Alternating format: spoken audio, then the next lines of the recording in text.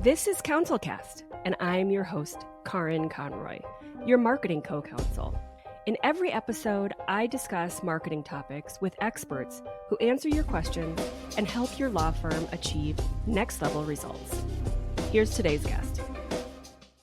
Hey there. So I am Megan Shields. I am the CEO of Chime House Media, and we specialize in Facebook and Instagram ad strategies for business owners and business owners with podcasts. So we help them grow their audience and bring more people into their business. Awesome. This is exciting. Megan, we have kind of crossed, I guess not paths, but like sort of parallel paths over the past few years. And so this is something that I feel like the universe is telling me that we need to talk about. So yes, I love that for us. There is exactly. There's a few things we're going to cover today. The title of today's show is Why Isn't Your Podcast Growing and How to Fix It with Facebook Ads. So there's a few things we're going to dig into there. First, about podcasts, and you should be having a podcast. This is one of the greatest thought leadership methods of promotion that is out there, especially for law firms.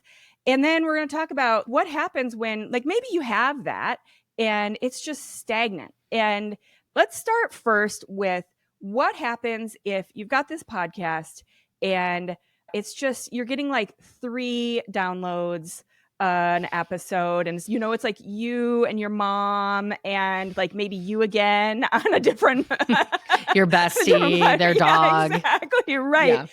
Because let's be honest, like when I first started this podcast, my goal was to have better than average growth, which is still average growth is pretty small, right? Like a podcast growth trajectory is not like a straight angled line up on average. Mm-hmm. Most people, it's a long, slow path, right? Yeah. Podcast growth is not as fast as I think a lot of people think that it is. Yeah. They look at the big names and think, oh, this is it. I'm going to be the next, fill in the blank. I'm not going to say things, quote people. But okay, so let's say you're facing this wall of growth, lack of growth. What's the first thing that you would say to a client who's coming to you to work with you that they need to take a look at and address that could be the problem?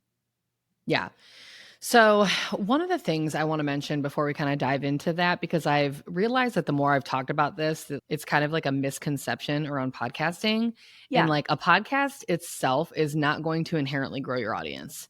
So a lot of people think that like they're going to start this podcast and then like people are just going to find them and come to their show and consume their content and all of that. And podcasts just don't work that way. Yeah. The search engine capability in these players, like while it is there, it's nothing like Google or something. So it's like, if you build it, they will come, doesn't work. Right. So you've got to have that strategy and go into, okay, I'm creating this podcast, but I also have to have a podcast marketing and growth strategy, because it inherently is not going to bring people to you. And then you're going to spend a ton of time, effort, energy, money in creating this. And that's why podcasters burn out, because I think that they come into this thinking it's going to be this giant audience building tool. And unless you have an audience to already plug it into, it's not. And then they fizzle out, That's a really good kind of point. One thing. Yeah, because I think people think that because there's a little mystery around podcasting and how it works and, how podcasts get found or how people even find podcasts themselves. So they think that I'm going to put this podcast out there and all of a sudden it's going to rank on Google. That's kind of a backwards way to think about it, right? Yes. Yeah. I mean, there is a lot of mystery around it with that stuff, and just, people don't really understand how everything works with that. But yes, like there is searchability in the players, like in the Apples and the Spotifys and that, but like you got to do work and have a strategy to make those things work. So on the flip side, it's then how am I going to get people to this show, which a lot of times is where I come in from a paid strategy standpoint. Because a lot of my clients come to me where it's like they are getting that slow growth, but they want more. They need a way to get it out there. Because like most people, like I was just at Podcast Movement Evolutions 2 weeks ago. I spoke there, but one of the like really awesome sessions there was kind of talking about podcast growth and how people are finding podcasts, and like ding, ding, ding, not a surprise. Numero uno is social media. Yeah. And so it's like, putting your podcast out there, not only just organically, but paid, like that's where they're finding it.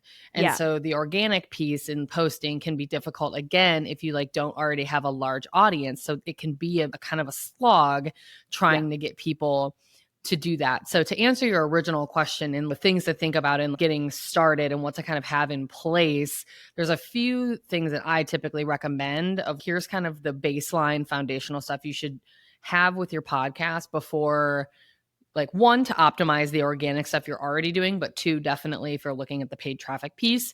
And one is like, you want to have a decent amount of episodes, especially from a paid perspective. This is more specifically on the paid side, like 10, 20 episodes or more. I wouldn't recommend trying to get into the paid game with 2 or 3 episodes like you've just launched your show, because the cool thing about podcasting is the bingeability factor. So give people something to binge. Like make sure that there's a good bank of content in there, because one, if you have 2 episodes and one is on apples and one is on skateboards, but your audience, they don't really like those 2 things, there's nothing else for them to consume. It's kind of a loose example, but you know what I mean? Yeah, but it's true. And when you think about any podcast that you like, a podcast that especially you talk to other people about, it's that like you just spent, there's a couple of them I'm thinking of where it's, I just spent a whole bunch of time like down that rabbit hole. And if there is no rabbit hole, then like, what do you have to talk about? And then how does it get out there? Because there's just not enough meat there. And the other thing I was thinking about when you're talking about like, when you just have a couple episodes, you're still getting your feet wet with that. Like, I think it took a good 6-8 months before I felt like I had a good flow and, you know, lots of mistakes in the beginning. And this is the case with pretty much any marketing tactic. You kind of try things and then refine them and make it better and go back and say, okay, not that. And then it's as painful as it sounds, you have to listen to your own podcast, listen to yourself.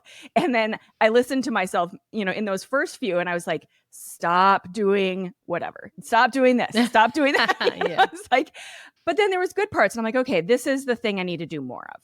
You know, it's definitely a skill set for sure. Exactly. And it's like a learned kind of trained behavior where you have to like exercise. So if you don't have enough episodes, reps. It's not going to be that good. Yeah. There's also that. Yeah. And that's a very good point. I mean, being a podcaster and having your own podcast is definitely a skill set. Yes, a lot of it is learned from what you're doing, but like, you will get better with time. Nobody's like first episode is like their banger episode of all episodes. Like it's going to get better, but the more you have in the bank, then not only is there more content to consume, but it's also going to be higher quality content if you have a large bank of episodes. Yeah, totally. Okay, so let's say I've got this podcast and I've been doing it for a little while. I've got a good number of episodes. I feel like I'm ready for these ads now. And I feel like I'm not quite getting the traffic that, you know, we all feel like we deserve. So I love this quote. I had one of my favorite SEO people on a while ago, and he said, let's start with this idea when it comes to SEO that when you put up a website, it's not your God-given right to just have people find you. You know, like that's where I think people go wrong with SEO is they just think, I have a website. What do you mean people can't find it? So like there's work that needs to be done in order to compete. So what is that work in terms of these ads and getting your podcast out there and pulling people in? Yeah. So the thing that's interesting from like a Facebook ad standpoint versus the Google aspect is when I say Facebook, I just want to preface this. I'm talking Facebook and Instagram. It's now Meta, but I've been doing this so long that I just refuse to call it that. But I am talking about ads on Facebook and Instagram, specifically under the Meta umbrella. But they are much more passive ads versus Google, where like people are actually searching for you. Yes. And so it's a very different intent of a user that is going to be going to Google or even now ChatGPT and searching for specific recommendations versus, you know, social media is a little bit more passive. If you think about what people are doing when they're on Facebook and Instagram, even our own behavior, it's like we're standing in line at Starbucks, we are at the airport, we are somewhere, like we're most of the time don't have the volume on, like we're just scrolling, we're watching Netflix, whatever it is, like all of that, you know, is a different user than going into like the SEO. But the ads piece is like you can, from a Facebook ad standpoint, you can put the ad in front of the people that are most likely to be interested in it. So like we can from a targeting capability perspective, it's more kind of like outbound versus inbound, I should say, a little bit. And so like Facebook, we can pick, hey, I want to target people that are interested in whatever, Whole Foods and yoga and whatever. Like say I'm going for a health conscious client. Yeah. Then we can put the ads in front of those people. So if you have a podcast, and podcasts are typically specific, like they're very niche, or they should be, because if you're talking to everybody, you're talking to nobody. So most podcasts have a specific person that they're talking to. And then we can then make sure that we get the ads in front of the right person to bring those people into the show. Yeah. Okay. So let's say I'm thinking of an example of a law firm in North Carolina that I know well, and they do a lot of DUI. And so they talk a lot about kind of what's going on in that area. How would you target? Would you start geographically because their clients are going to be only in that area? They can only help people in that area. Or would you target behavior? Or, I mean, obviously it's going to be different for each client. But in this example, how would you start with targeting? Yeah. So the interesting thing with targeting right now in Meta is like they're leaning much more heavily into their AI and their machine learning. So even if you do choose behaviors, interests, and demographics, most of the time now Meta is going to go outside of that. So, you know, within the last year, I had client accounts where I could turn that feature off. That has pretty much disappeared for everybody. So it's more of, there are more suggestions than parameters. So I would obviously go geographically because legally they can only serve people in a specific area. So we would go geographic. But the other key is making sure, because like you're not going to be able to target people who've gotten DUIs. That's just not an option. Right. But we can create the ad copy and the ad creative, meaning the visuals of the ad, like the graphic and the imagery, and then the copy being like the text, what the ad actually says. Those are more important now than they ever have been because of the changes with targeting. So we can put in like people interested, like I said, Whole Foods, yoga, whatever. We can put that in there. And Facebook's going to take it as a suggestion, but they might go outside of that to find other people if they think that it's going to enhance, quote, enhance performance. And so that way we need to make sure that like our actual ad is appealing to the correct person that it's for. And that's why when I said, if you're talking to everybody, you're talking to nobody, that's really going to kill you from an ads perspective. If you're like trying to appeal to everybody, because then you're just going to get a hodgepodge of people and not the right people. Yeah. So yes, the targeting is important. It's not nearly as important as it used to be. It's a lot about the ad and what the ad actually says to speak to the right person to get them to engage with it, if that makes sense. Yeah, that makes a lot of sense because I think people put so much weight on that targeting in the past and felt like that was everything. I can always spot a new ad manager because they're like running an ad. They're like, download my targeting worksheet. I was like, did you just start your business? Because you probably did. That's awesome. Do you have a sense for how much of control you have over like you choosing that targeting and then how much Facebook kind of runs with it? Or does it must vary? No, I mean, there's no like, oh, they're going to follow it 70% of the time and 30% of the time they're going to go out of it. We just don't know. There's no way to really know that. Yeah. Okay. So what other kind of mistakes do you see people making aside from like over relying on the targeting and not really paying attention to your ad, the caption, the graphics, the messaging? What other mistakes do you see people making when it comes to these ads in general? I think like overall, really, it's like a lack of strategy. Okay. And like, for instance, we have a client and we're like running ads for like his podcast and stuff. And he's like, nobody's booking me to speak. I'm like, we're running, like the ads are going to your podcast. Are you talking about your speaking? We're not even talking about your speaking. You don't have nowhere anywhere that like you're a speaker. Right? So point. It's like, like you would think that makes sense, but I think people just get so close to their own stuff that they just don't realize that sometimes they're like, well, the end goal, what I really want is this, but they're running ads for something else. Yeah. And so it's like, really think about the strategy and how that's going to feed into what you actually want, because then what tends to happen too is like, people like run a traffic campaign, which basically just gets people to a landing page. And then they're like, well, no one's booking a call. I'm like, well, that's not the right type of campaign to use because that is just going to literally get you clicks. Yeah. It's not going to get you calls. And so like really thinking about the strategy and what you actually want, because a lot of people just don't line it up. And then they think they're going to get something out of a specific campaign that they're not going to get. And it was never going to be set up for that in the first place. Well, and I feel like that's where I've seen things go wrong, not just in this kind of ad, but in marketing in general, when I get a new client, where it's the previous people they were working with were looking for easy wins with their numbers.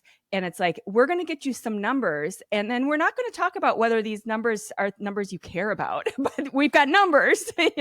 So I want to kind of dig into that for a minute, because I want to talk about the different kinds of goals that I see different law firms, because there's so many different things across the spectrum. A lot of times when we're talking about podcasts, a lot of these firms are coming to me saying, we want to be a thought leader. And they're using that kind of thought leader concept. So let's use that as one example, and then phone calls and traffic as another example. So the thought leader example is a firm that's growing. And I'm going to use an example of a firm we work with where when we started working with them, they did not want to do specific SEO around their practice areas, because their goal was to grow the firm itself. So they wanted to grow the attorneys in the firm. So they wanted to build this brand. They wanted to build their locations. They didn't care about the individual cases as much. It was more like, we want to build this firm, as opposed to another client of mine who is more like a DUI attorney, and they care about transactions. They care about phone calls. They care about when their clients are coming out of jail and they pick up their mobile phone and they want to find them and call them instantly. So let's talk about how we would do different kinds of ads for like a branding campaign that's trying to build thought leadership versus I just want traffic and phone calls. Yeah. So from like thought leadership, positioning, brand awareness, like that kind of stuff, if they have a podcast, that would be a great place to insert that, because that is such a great thought leadership tool. So a lot of my clients are thought leaders, like they're speakers, they're coaches, they have books, those kinds of things. And so I'll position a lot of those things when we are going for the thought leadership model. Like we're using the podcast, we're talking about the books, we're, getting the brand out there. I'm using specific pieces of content that they're already creating that is like very specific to their audience, and really focusing on like visibility, getting people to watch these videos, getting people to engage with this content, and getting in front of as many people as like our budget will allow. Yeah. And so that strategy is a little bit different, where it's more passive, longer game type stuff. Yes. Like we've done that with a client who was a photographer once, and he got like a $5,000 booking in the first day that we started running the ads. Like that wasn't the goal. Yeah. It does happen, but like typically with those types of strategies, they're more longer game kind of things where like people will start to see it and then it will start to influence their buying decisions and different things like that. But it's not like an immediate, I'm buying this product right now. Right. And I will say for those kinds of clients, when we talk to them about that, we talk about how that I'm buying now approach kind of erodes that brand that we're trying to build. So the long-term game it's obviously going to take longer, but by not doing it that way, you look kind of cheap and desperate.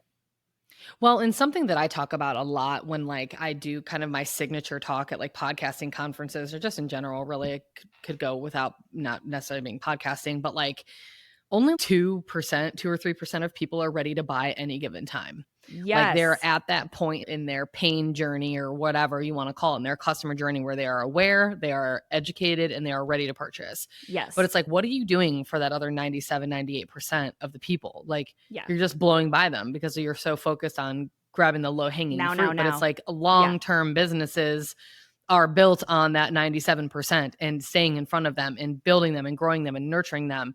And so a lot of that is already built into pretty much every strategy that I build has that aspect into it. Is, okay, great, we're going to get the low hanging fruit, but like we need to build the awareness and build your brand and build your thought leadership and position you as the expert with this giant group of people that aren't necessarily ready right now.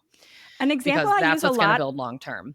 Exactly. And an example I use a lot of that are divorce attorneys, because a lot of times that decision is not an instant decision. That's a long process. Yeah. So you may be thinking about that. It could take 6 to 12 months before you even decide to pick up the phone. And so during that process, that lawyer just wants to be there and be top of mind and remind Yep. and remind and remind, so that once that moment comes, it's bang. There's only one thought about who they're going to call instead Mm-hmm. of now starting that search. Yep. And there's this great quote that I saw way back when I started my business, and I don't know who said it, but it says marketing is not making people buy, but being the person they think of when they're ready to. And that's Exactly. literally That's it. exactly right. Like, Yeah. you want people to be like, okay, I have this particular problem. I know exactly who solves it. I'm Yeah. going to call them. And this is what we talked a lot about, the marketing funnel. Last year, I set up all my episodes around kind of things that plopped into the marketing funnel at different points. But this is how you keep your marketing funnel full, also in all the different Yes. parts of that funnel.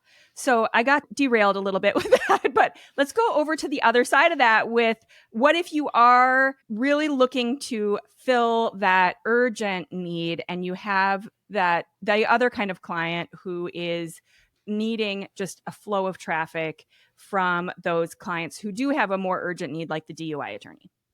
Yeah. So we would run different types of like campaign objectives. So for instance, let's say like for client A that we talked about, thought leadership, brand awareness, we would run, engagement campaigns, let's just say, for like Yeah. video views, getting people to watch the podcast content or videos that they have, whatever it is. Versus if now we're going on the other end where like we want booked calls, like now we're going to run a lead campaign because we're generating leads. That's what we want. So the campaign objectives tell Facebook what to do. And that's why it's one of the most important things when actually selecting. And this is a big mistake I see people make, is they just like will choose a traffic campaign when they really want a lead. I'm like, you're not going to get a lead. It's just, Yeah. that's not what that campaign is for. Yeah. That campaign objective is for, I should say.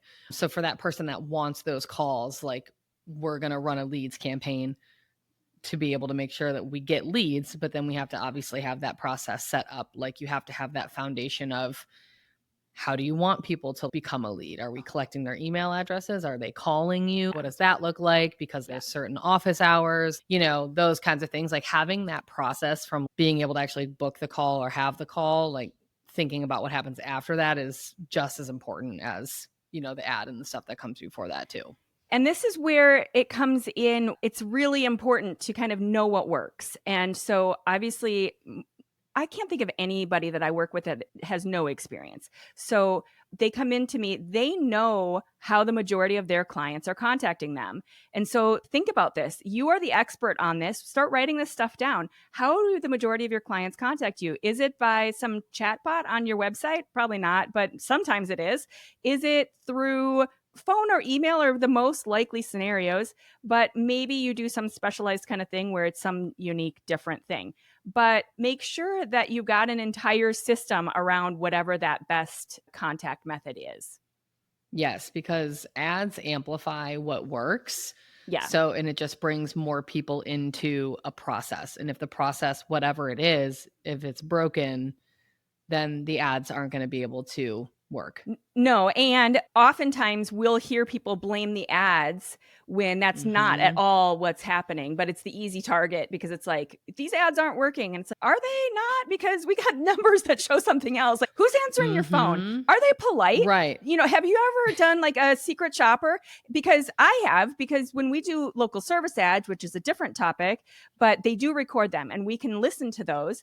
And we've heard so many things that are problematic there. And you wouldn't know unless you sit and listen to what that intake process sounds like. Are they putting people on hold for 7 minutes while they do who knows what? So make sure that your whole system is buttoned up. So what I wanted to ask next, okay, so let's say you've done one or the other of these two kinds of campaigns. And I know you have this awesome blog post about what 30 days of Facebook ads can look like. So what's the normal expectation for, let's say we've got this all set up, we've got a system around it, we're doing everything in this, sort of right way. What does that look like? Yeah. So honestly, I hate saying it depends, but of course. it really depends on the budget. So that's the thing. Like, I don't think people realize a lot of times, like when it comes to like paid ads, but like you're buying results, whatever they are. So let's just pretend you want to get people to opt in on your email list.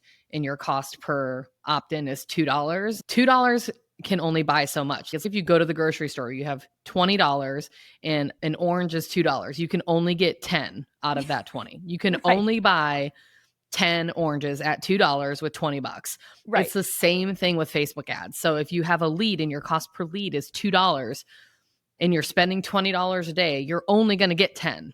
Yeah. Like it might fluctuate, but you're buying those results. And so that's how you math ads in like scale. So I love that you're talking about like numbers, because it's like, I'm very data driven and that's what it's about. It's like, let's take a look at the numbers. Cause I at least was on a call with somebody recently and I was like, well, this wasn't really working. And I was like, do you have data on that? Or is that just how you feel?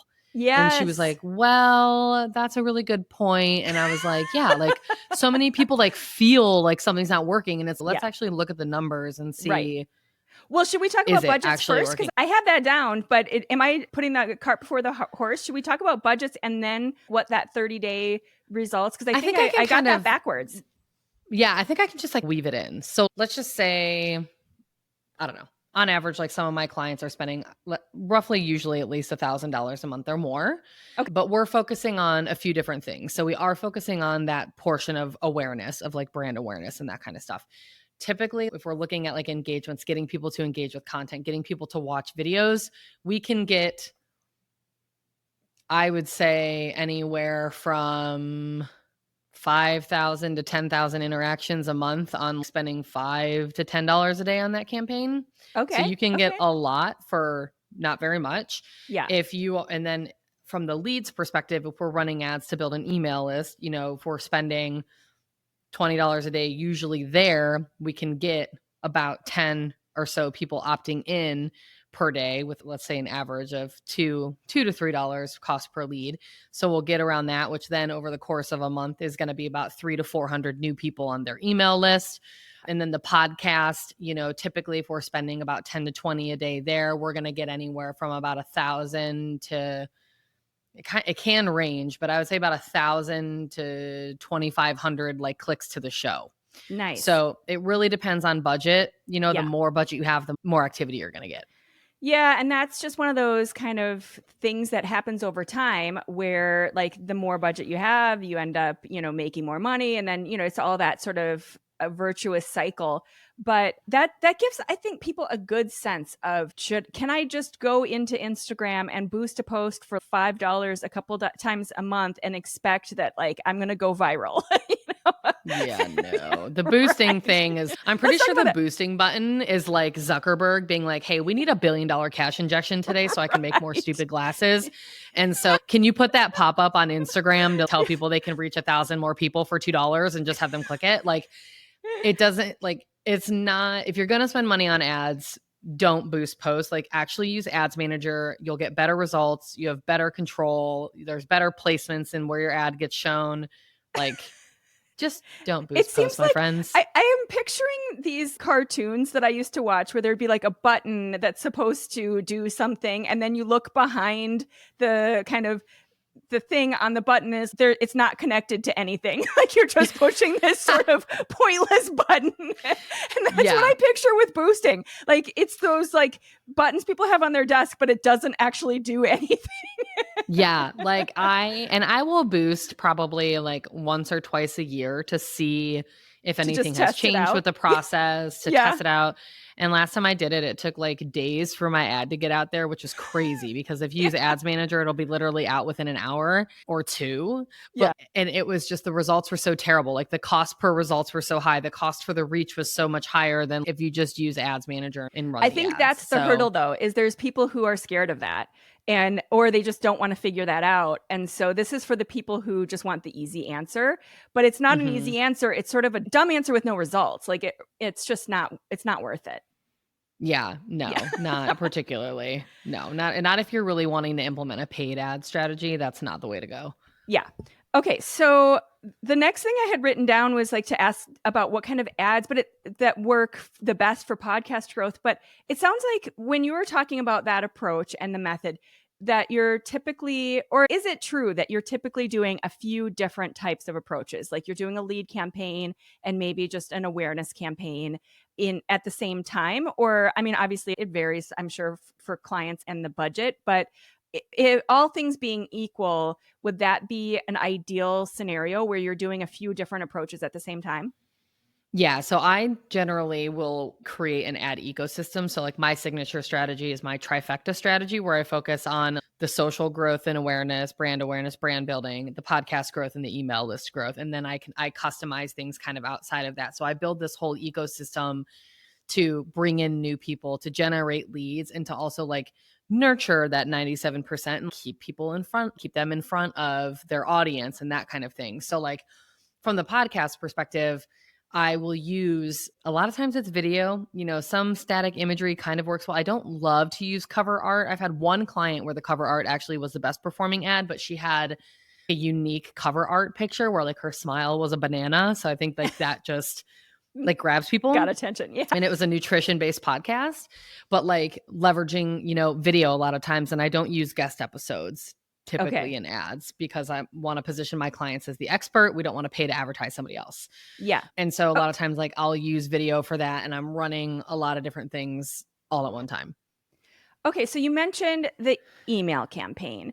And this is Mhm. where I get a lot of pushback from some of our clients where they feel like that's not the right approach for whatever reason. They just feel like it's not something they see or hear law firms doing. But I think in some ways, I usually kind of repackage it and talk about it being sort of a lead magnet or a way to grow their email list. But one way or the other, I feel like if you're not capturing email addresses, you are totally missing out.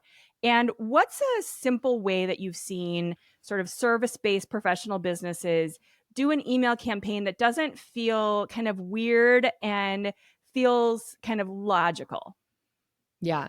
And I would agree with you in that I think law firms could benefit tremendously, particularly ones in which the buying cycle or whatever is long, like the divorce Yeah. attorney, right? Usually like very seldom people are like, I'm getting divorced today. Boom. You know what I mean? Right. It's a process, right? Unless, something's happened, but like Yeah. it's a process. And so that's a way to bring them into your world, but nurture them and also stay in front of them and position yourself as the expert and help guide them, provide them information. Like, here are things you're probably scared of about, getting divorced. No, they're not going to, your spouse isn't going to take all your money. Here's how it actually works. Like Yeah. helping ease their fears, like doing those things. And so like you can build your email list in a couple different ways. Like one, there's the newsletter approach, right? So we've Yeah. run ads straight to newsletters. That has worked well also, but you actually have to have it has to be something people want to like Yeah.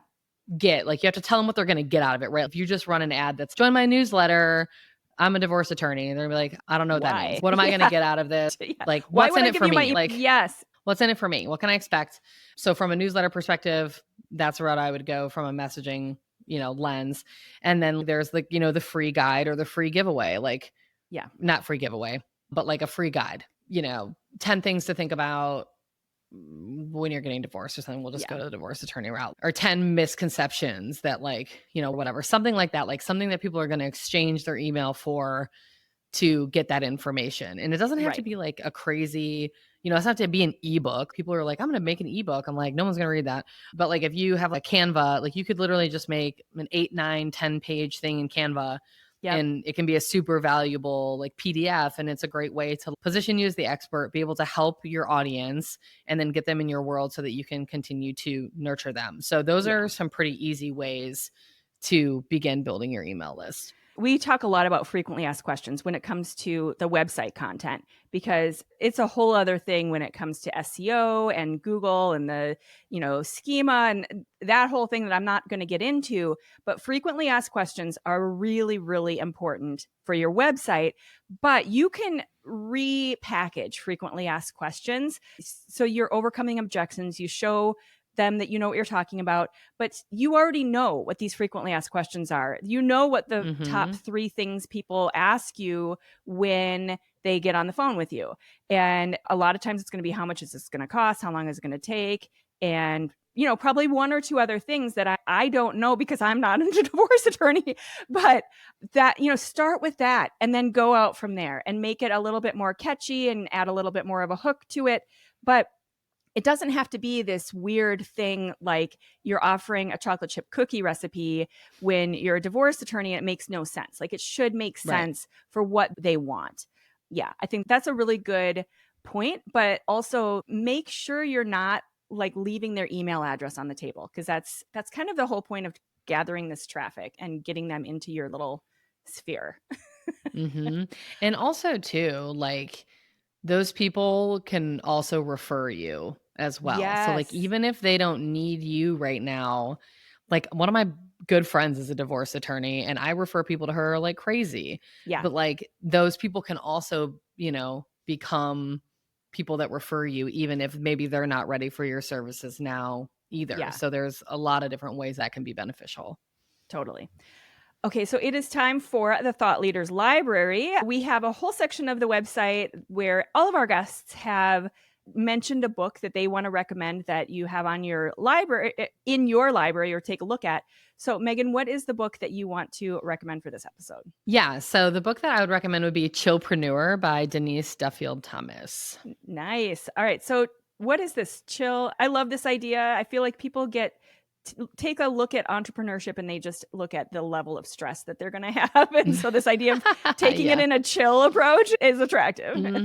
Yes, that's what I loved about it because it literally just like she talks about like creating a chill life and creating a business that allows you to be chill and however you want to be chill, basically. So Nice. for me, it's yes, being an entrepreneur can be stressful, but it's like putting things in place to make my life easier and not have it be super stressful because we all don't have to be Jeff Bezos. There's a Yeah. big place between $0 and Jeff Bezos. There's a lot happening there.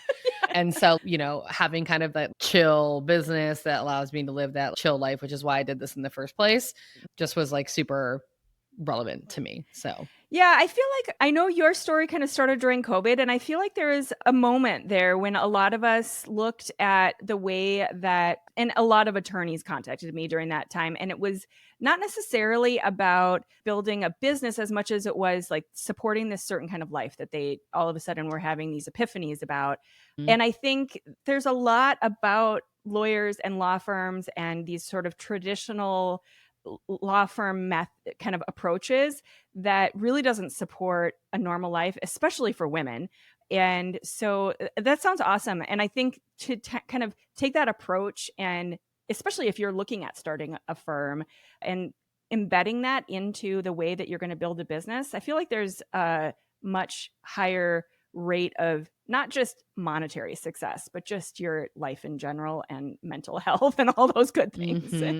yeah. I mean, Yeah. and there's, God, with AI and platforms and tools, I mean, there's just never been a better time to be able to really build like a lifestyle business, even if it even is like a more traditional sort of business, like a law Yes. firm. You know what I mean? 100%. I'm sure that there's ways. Yes, there absolutely.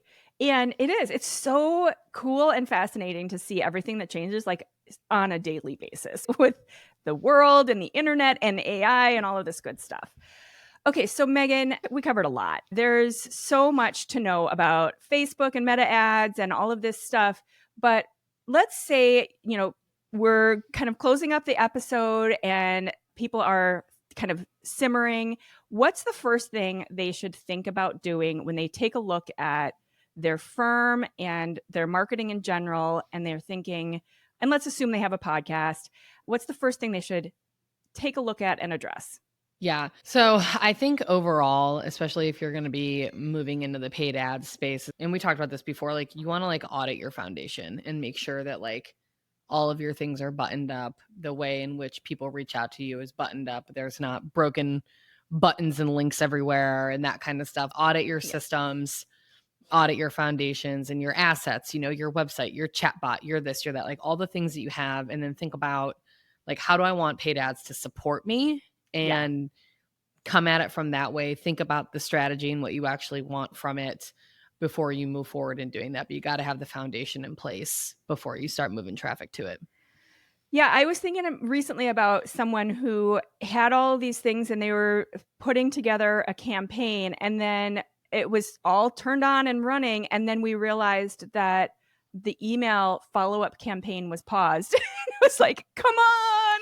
You got to test. You also have to test. Right. I probably should have mentioned that. Yeah. You want to definitely test all of your funnels like 2 or 3 times before you're sending anything there. Like just with your in case own it's in email. test mode or something like that. Go through it as an actual person would, because you can catch a lot of that stuff sometimes that you don't realize. Yeah. All of a sudden you're like, wait, why? Oh, I need to turn this thing on.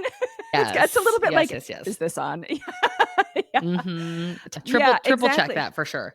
And I mean, that is just general marketing advice that you should be doing with all of your stuff anyway. I'm on my own newsletter. I need to make sure that when it goes out, I had read it, but I need to make sure that I went and it worked. And, it's also just kind of a peace of mind. Oh, okay, it's working. We're good. Yes, 100%. Yes. Awesome.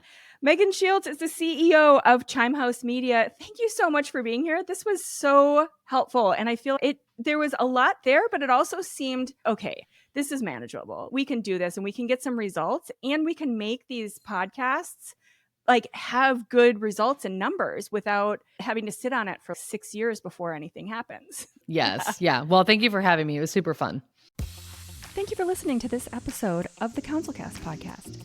Be sure to visit our website at counsel-cast.com for the resources mentioned on the episode and to give us your feedback. If you enjoyed this episode, I would appreciate if you could rate and review the podcast on Apple and subscribe to your favorite podcast platform. See you on the next one.